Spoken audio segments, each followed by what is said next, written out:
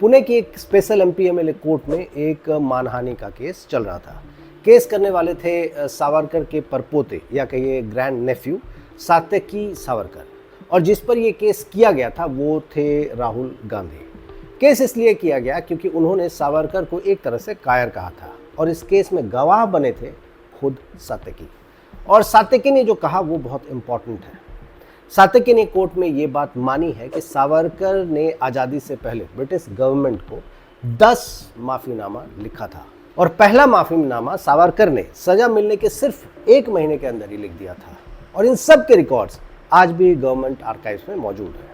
Court ने जब पूछा कि क्या राजगुरु बटुकेश्वर दत्त और अशफाकुल्ला खां ने भी ऐसा ही माफ़ीनामा लिखा था, सात्यकी का जवाब बड़ा इंटरेस्टिंग था। नहीं, ये सावरकर के अपने परिवार के लोग कह रहे हैं। हालांकि परिवार के लोग हिस्टोरियन है ऐसा नहीं है, लेकिन परिवार के लोगों को अपने पूर्वज के सोचने का तरीका थोड़ा सा ज़्यादा पता होता है, ये भी सच्चाई है। भगत सिंह और बटुकेश्वर दत्त के बारे में कहते हुए सात्यकी ने ये बात मानी है कि दोनों अपनी आइडियोलॉजी और प्रिंसिपल्स पर जिंदगी के आखिरी समय तक कायम थे। कोर्ट ने एक बहुत इंपॉर्टेंट पॉइंट रिकॉर्ड किया। एक माफ़ीनामे में सावरकर ने लिखा था कि मेरे साथ अंडमान भेजे गए बाकी सभी लोगों को रिहा कर दिया जाए और मुझे क्लास डी प्रिजनर की सज़ा दी जाए। और इम्पॉर्टेंट बात है उसका सिग्नेचर। उसमें लिखा था, I beg to remain sir your most obedient servant VD Savarkar. जब सात्यकी से पूछा गया था कि क्या आप इस फ्रेज से वाकिफ थे, तो सात्यकी का जवाब था नहीं। सात्यकी का तर्क था कि माफ़ीनामा दाखिल करना ब्रिटिश सरकार में एक स्टैंडर्ड प्रोसीजर था। दूसरे कैदियों ने भी पिटीशंस दी थी और ये कोई एक्सेप्शनल बात नहीं थी और ना ही इलीगल।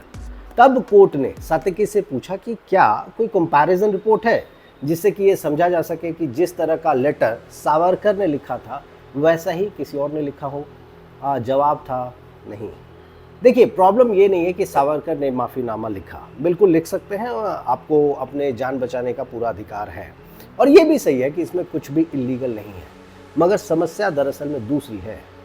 एक तरफ सावरकर अपनी जान बचाने के लिए अंग्रेजों को लिखते हैं योर मोस्ट ओबीडियंट सर्वेंट, मतलब आप अंग्रेजों के नौकर बनने के लिए तैयार हैं, और दूसरी तरफ देश जैसे ही आज़ाद होता है आप गांधी और भगत सिंह के बराबर खड़ा होना चाहते हैं। ये गड़बड़ है। सात्यकी का कहना था कि और भी लोगों ने माफ़ीनामा लिखा है, हो सकता है कि लिखा हो और ज़रूर लिखा होगा, इसमें भी कोई दो राय नहीं है, लेकिन उनमें से कोई भी भगत सिंह या बटुकेश्वर दत्त या फिर अशफाकुल्ला खां नहीं बन पाया और ना ही किसी ने क्लेम किया।